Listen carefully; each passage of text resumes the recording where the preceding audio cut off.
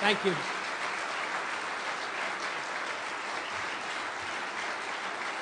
Thank you.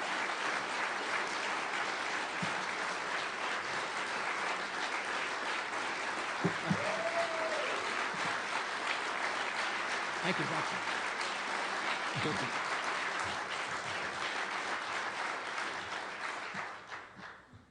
I think that I was told that if I could take a few questions. Yes, sir, about 15 minutes.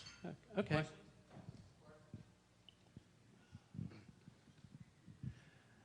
This is not necessarily for you, Congressman Paul. How many of you folks want Congressman Paul to be elected president?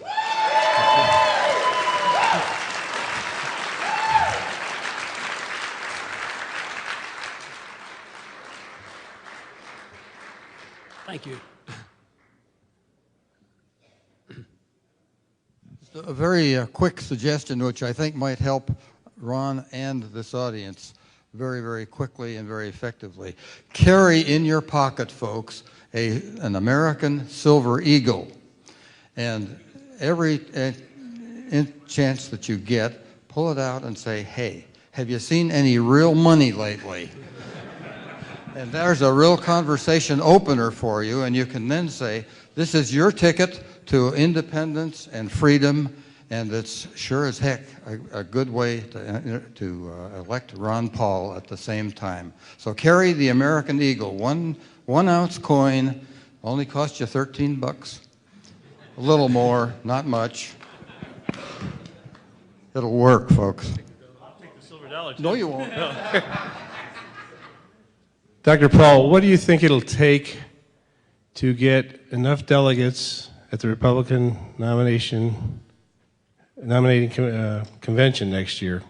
What do you think it'll take to get enough of those people to nominate you president? I'm sorry, would you paraphrase that again for me? Well, how do you go about? How do you get them? What do you think it'll take to get enough delegates to vote you the nomination? Well, you know, it's an ominous task, and we started off very slowly, targeting 5 states, figuring that if we just do well in 1 or 2, we can move on and upward. A couple things has happened. The campaign has sort of exploded. In some ways, it's out of our control, which is good in that there's so much spontaneity to it. But the other thing that has happened is they've moved all these primaries up to February 5th, which makes it very difficult for us with a couple million to compete with somebody that has 50, 70, or $100 million. And that's what's happening. We were strong on the grassroots, but it does take a lot of money. It's going to take a lot more of what we're doing. We're sort of on an exponential curve on the number of people that are calling in and sending money. But it probably depends on Giuliani. It depends on how he does this week. Maybe he'll help me out again.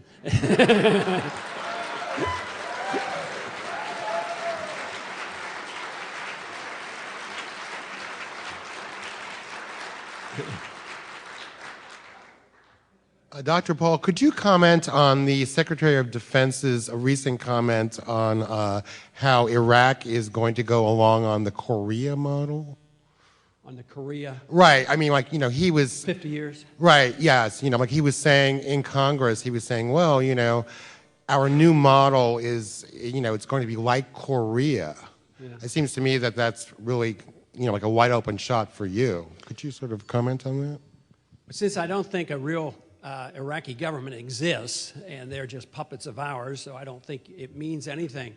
I think the people, the Sarder and these others realize, and most of the Sunnis as well as the Kurds know that we're going to be there a long time at the rate we're going unless we have a new foreign policy.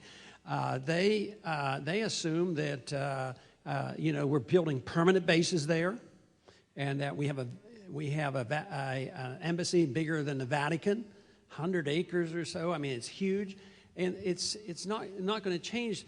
And then our administration tells us, well, if they vote in the assembly to have us go, we'll leave.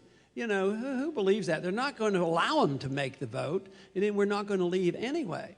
You know, the whole foolishness of this whole thing, that's why non-intervention is much easier to defend. Just leave, you know, instead of this tinkering around, should we be in this country but not the other one. You know, even Wolfowitz admitted, you know, we dug up that quote on Wolfowitz that said that one of the main reasons why it's great to be in Iraq and have bases there is now we can leave Saudi Arabia, because that was the reason Osama bin Laden hated us, because we were in Saudi Arabia. I mean, he said this seriously, as if taking over two Muslim countries, Afghanistan and Iraq, and occupying them is going to satisfy the Muslims in the world, and we close down one base in Saudi Arabia? I mean, it makes no sense, but he actually said that seriously. So, no, I think the 50-year plan is there, except that we can't afford it. The empire's coming to an end, and we just may well get a different foreign policy one of these days.